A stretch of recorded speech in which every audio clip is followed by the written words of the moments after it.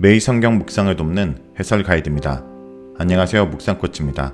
함께 읽고 나눌 말씀은 창세기 43장 16절에서 34절까지 말씀입니다. 요셉을 만나기에 앞서 형들은 요셉의 반응에 대해 두려워합니다. 자신들을 도둑으로 몰아 노예로 삼지 않을까 노심초사합니다. 하지만 요셉은 그들의 우려와는 달리 그들에게 호의적이었습니다. 아버지의 안부를 묻고 풍성한 식탁을 베풀어 주었습니다. 요셉은 베냐민을 보고 감격스러워하며 그에게 특별 대우를 합니다.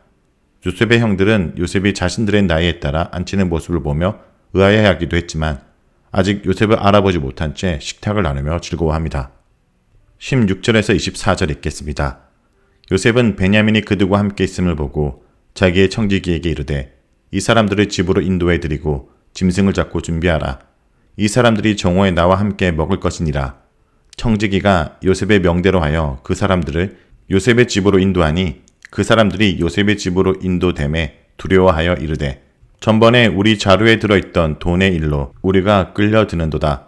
이는 우리를 억류하고 달려들어 우리를 잡아 노예로 삼고 우리의 나귀를 빼앗으려고 함이로다 하고 그들이 요셉의 집 청지기에게 가까이 나아가 그 집 문 앞에서 그에게 말하여 이르되 내 주여 우리가 전번에 내려와서 양식을 사가지고 여간에 이르러 자루를 풀어본즉 각 사람의 돈이 전에 그대로 자루 아기에 있기로 우리가 도로 가져왔고 양식 살 다른 돈도 우리가 가지고 내려왔나이다. 우리의 돈을 우리 자루에 넣은 자는 누구인지 우리가 알지 못하나이다. 그가 이르되 너희는 암심하라. 두려워하지 말라. 너희 하나님 너희 아버지의 하나님이 재물을 너희 자루에 넣어 너에게 주신 것이니라. 너희 돈은 내가 이미 받았느니라 하고 시므온을 그들에게 끌어내고 그들을 요셉의 집으로 인도하고 물을 주어 발을 씻게 하며 그들의 나귀에게 먹이를 주더라. 요셉은 형들을 다시 만날 때 그들 가운데 베냐민이 함께 있음을 보았습니다. 그래서 그는 청지기를 시켜 그들을 자신의 집으로 인도하고 그들과 함께 식탁을 마련하도록 합니다. 보디발의 집에서 가정총무로서 자신이 하던 일을 이제 자신의 청지기에게 시킵니다. 요셉이 지정한 식사 시간은 정오였습니다. 청지기는 요셉의 명령을 따라 그들을 집으로 인도합니다. 하지만 요셉의 형들은 자신들이 요셉의 집으로 인도되는 것을 두려워합니다. 요셉의 집으로 인도되는 것이 자신들을 극진히 한대하는 것이 아니라 오히려 자신들을 억류하려고 하는 조치가 아닐까 하고 두려움에 떱니다. 자신들의 우려대로 지난번 곡식을 사갈 때 자루에 들어있던 돈을 구실로 자신들을 도둑으로 몰아 노예로 삼는 것은 아닌가 하고 두려워하고 있는 것입니다. 그래서 그들은 요셉의 집에 들어가기 전 급히 청지기에게 다가가 자신들의 입장을 변명합니다. 지난번에 와서 양식을 사갈 때 자루에서 발견한 돈은 그대로 가져왔고 이번에 양식 살 돈을 따로 가져왔다고 말합니다. 그들은 누가 자신들의 자루에 돈을 넣었는지 알지 못한다고 말하면서 그것은 자신들이 한 일이 아니라고 주장합니다. 이러한 변명 가운데 등장하는 우리라는 단어가 주목할 만합니다. 그들은 한결같이 우리라는 표현을 써서 지난 일을 진술합니다. 42장 27절에서 28절에 의하면 형제들 중 한 사람만이 자루 아기에서 돈을 발견하고 놀라 형제들에게 자신에게 일어난 일을 말하지만 이 본문에서는 형들이 청지기에게 진술할 때는 모두 함께 경험한 일로 말합니다. 그들은 이제 서로 나뉘어 있지 않습니다.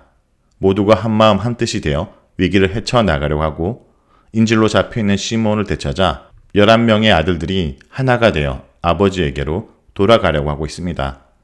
요셉의 형들의 말을 들은 청지기가 대답합니다. 너희에게 샬롬이 있기를 하고 말을 시작합니다. 이것은 청지기가 한 말로써 가장 최초에 언급되는 것이기 때문에 사람을 만날 때 꺼내는 인사말로 이해할 수 있습니다. 하지만 여기서 샬롬은 다양한 의미를 지닌다고 볼 수 있습니다. 여기서 샬롬은 형들에게 부족함 없이 온전히 채우시는 하나님의 샬롬과 요셉과의 진정한 화해를 이루는 샬롬을 의미한 것으로도 이해할 수 있습니다. 곧 이어 청지기는 두려워하지 말라라고 말하며 형들을 안심시킵니다. 그들이 발견한 돈은 너희 하나님이자 너희 아버지의 하나님이신 그분이 너희 자루에 넣어주신 것이기 때문입니다. 그러면서 청지기는 그것은 하나님의 허락하신 숨겨진 보물이라고 말합니다. 그는 그들이 말하는 돈은 이미 받은 것이나 다름없다고 말합니다. 그러고 나서 청지기는 시므온을 이끌어내 그의 형제들과 함께 하도록 합니다. 청지기의 말은 마치 요셉이 직접 말하는 것처럼 들립니다. 그는 철저히 요셉을 대신해서 행동합니다. 그리고 그는 요셉의 행동을 통해서 하나님의 역사를 통찰합니다. 지난날 보디발과 간수장과 파라오가 그랬던 것처럼 요셉의 청지기도 하나님이 요셉과 함께 하심을 인식하고 있습니다. 다음은 25절에서 34절입니다.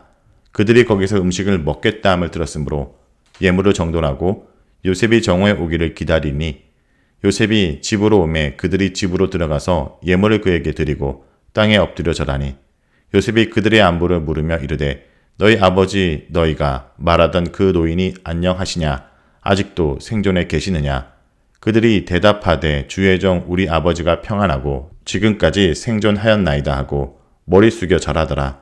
요셉이 눈을 들어 자기 어머니의 아들 자기 동생 베냐민을 보고 이르되 너희가 내게 말하던 너희 작은 동생이 이 아이냐 그가 또 이르되 소자여 하나님이 내게 은혜 베푸시기를 원하노라. 요셉이 아우를 사랑하는 마음이 복받쳐 급히 울 곳을 찾아 안방으로 들어가서 울고 얼굴을 씻고 나와서 그 정을 억제하고 음식을 차리라 하매 그들이 요셉에게 따로 차리고 그 형제들에게 따로 차리고 그와 함께 먹는 애굽 사람에게도 따로 차리리니 애굽 사람은 히브리 사람과 같이 먹으면 부정을 입음이었더라. 그들이 요셉 앞에 앉되 그들의 나이에 따라 앉히게 되니 그들이 서로 이상히 여겼더라. 요셉이 자기 음식을 그들에게 주되 베냐민에게는 다른 사람보다 5배나 주매 그들이 마시며 요셉과 함께 즐거워하였더라. 청지기는 다시 요셉의 형제들을 요셉의 집으로 인도합니다. 이 표현은 17절과 상충되는 것처럼 보일 수 있습니다. 하지만 요셉의 집이 여러 개의 문을 통과해야 하는 구조를 가지고 있다면 문제는 되지 않습니다. 그들은 바깥문을 지나 이제 요셉의 집 안쪽에 있는 만찬 장소에 들어오게 된 것입니다. 청지기는 요셉의 형제들의 발 씻을 물을 제공하고 나귀에게 먹이도 줍니다. 그들은 만찬 장소에 도착해 요셉에게 줄 선물을 정돈하고 요셉이 정오에 나타나기만 기다립니다. 그들이 요셉의 집에 도착하자 요셉이 있는 곳으로 들어가 선물을 전달합니다. 그들은 선물을 전달하면서 이집트에서 차지하고 있는 요셉의 지위에 걸맞게 땅에 엎드려 절합니다. 이것은 다시 요셉의 꿈이 성취되는 장면으로 보여줍니다. 형들은 의식하지 못한 채 요셉의 꿈대로 요셉에게 절을 하고 있습니다. 그러자 요셉이 그들의 안부와 아버지의 안부를 물었습니다. 그들이 말하던 아버지가 안녕하시며 아직 생존해 계신가 물었습니다. 요셉의 형제들은 요셉에게 자신의 아버지를 당신의 종이라 호칭하며 평안하시고 아직 생존해 계신다고 대답합니다. 이 말을 하면서도 그들은 다시 땅에 엎드려 절합니다. 그들은 예상치 못한 요셉의 호의와 친절에 감동하여 계속해서 절하며 최고의 예를 갖춥니다. 이때 요셉의 시선이 베냐민을 향합니다. 그는 자기 어머니의 아들, 자신의 동생 베냐민을 알면서도 묻습니다. 이 아이가 너희가 내게 말하던 너희의 작은 동생이냐? 그러면서 요셉은 베냐민을 향해 말합니다. 내 아들아, 하나님이 내게 은혜 베푸시기를 원한다.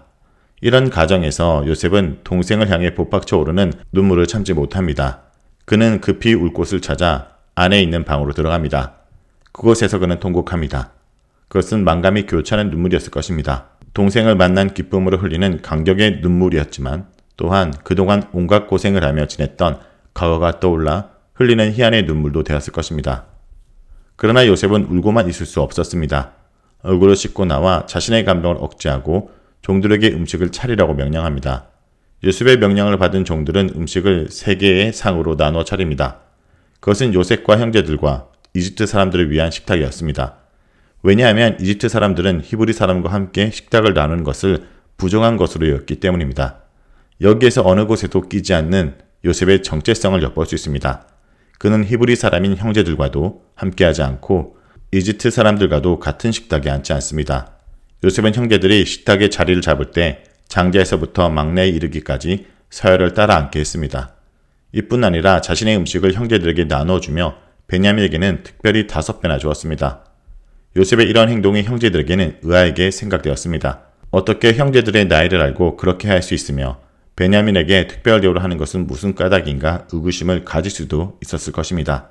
하지만 그들은 아직 요셉이 누군지를 모르고 있었기 때문에 그것에 대해 더 관심을 갖거나 문제를 제기하지 않았습니다. 이내 흥겨운 분위기에 도취되었고 요셉과 함께 식탁을 나누며 즐거운 시간을 가졌습니다. 형제들의 2번째 방문은 첫 번째 방문 때와는 전혀 달랐습니다. 첫 번째 방문 시 그들이 의심받았던 정탐꾼에 대한 오해도 없었고 그들이 우려했던 자료에서 발견한 돈에 대한 어떤 책임 추궁도 없었습니다. 하지만 그것이 그들의 마지막 경험은 아니었습니다. 이제까지 경험하지 못한 더욱 혹독한 시험이 요셉의 형제들을 기다리고 있었습니다. 자, 여기까지가 창세기 43장 16절에서 34절까지 말씀입니다. 오늘 말씀을 통해 우리는 무엇을 묵상하고 적용해야 될까요? 첫째, 형제가 연합되어 우리가 되어야 됩니다. 형제들이 베냐민을 데리고 애굽으로 돌아옵니다. 적어도 정탐꾼이라는 혐의는 벗게 되었습니다. 하지만 자루 속에 들어있는 곡식값에 대해 어떻게든 변명을 해야 했습니다. 그런데 잘 들어보면 그들의 발언 속에는 유독 우리라는 말이 많이 들어있다는 것을 알 수 있습니다. 그들은 자루를 맨 형제를 희생시켜 나머지가 안전하겠다는 마음이 없었습니다. 그들은 따로따로가 아니라 하나였습니다. 같이 잘못했고 같이 책임지겠다는 태도입니다. 이제 요셉이 그들에게 줄 수 있는 가장 가혹한 형벌은 아마 그들을 분리하는 것이 될 것입니다. 형제들은 스스로 자신들의 이기심 때문에 한 형제를 분리시켰던 악으로부터 한시도 자유롭거나 편할 날이 없었습니다. 둘째, 요셉처럼 하나님을 인정하게 하는 인생이 되어야 됩니다.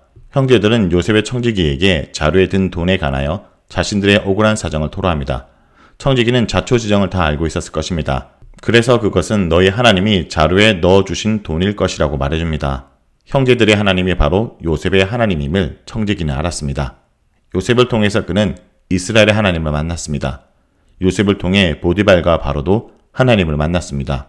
요셉과 함께 하시는 하나님을 주변 사람들이 보고 경험했습니다.